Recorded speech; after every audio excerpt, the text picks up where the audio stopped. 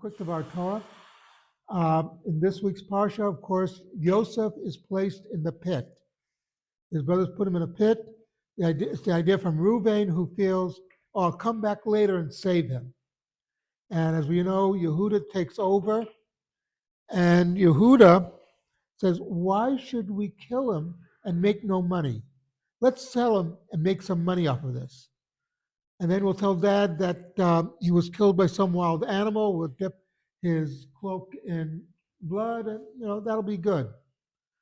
We're going to get more into that later, but the issue of him going in the pit, the Torah specifically states there was no water in the pit.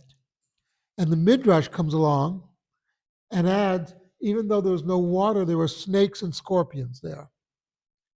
So the question comes up, what is the Midrash talking about?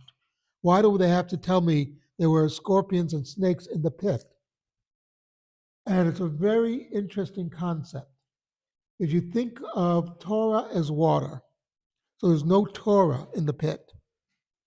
That means if there's no Torah, if you're in a place there's no Torah, then it won't be empty. Something else will come and fill up the void. And that we have seen this throughout history, where there's no Torah, people who don't have Torah, they fill in with other things. But a very good famous story that, as we know, the Beit Yaakov system, the school for girls, was very controversial when it started. That a lot of women, teaching them Torah is shtut, it's silly. And the reply from the Rabbanim, I forgot who it was, but it was a very famous rabbi who said, better they should have our shtut than some other shtut. In other words, okay, I agree with you, but what will we fill it up with?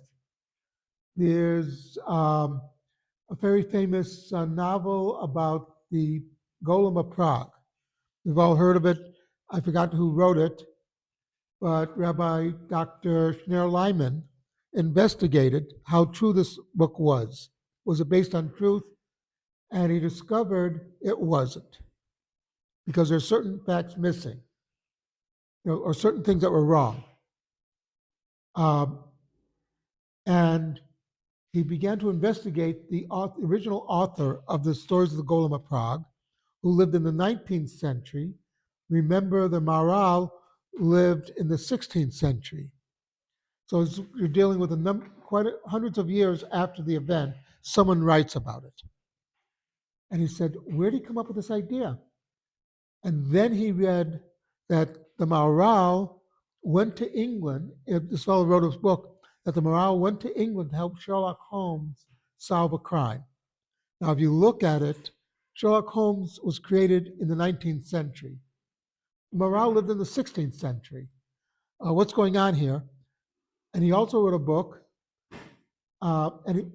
Basically, though, what he discovered was this fellow who wrote the book, the original book, realized that young Jewish students were reading science fiction at the time. Jules Verne, etc. Mary Shelley with Frankenstein. What he was doing was making Jewish science fiction, okay? Because he wanted to get the young Jews to be involved in Torah. And that's the reason that in the Parsha this week, when it says that Yosef went into the pit, there was no water, there was no Torah. So the scorpions and the snakes had filled in the pit, which of course are extremely dangerous to us. So we should always remember to have Torah around us, that we can have we can look at the world always, but to remember the basis of our knowledge has to be what's in the Torah. Something to think about.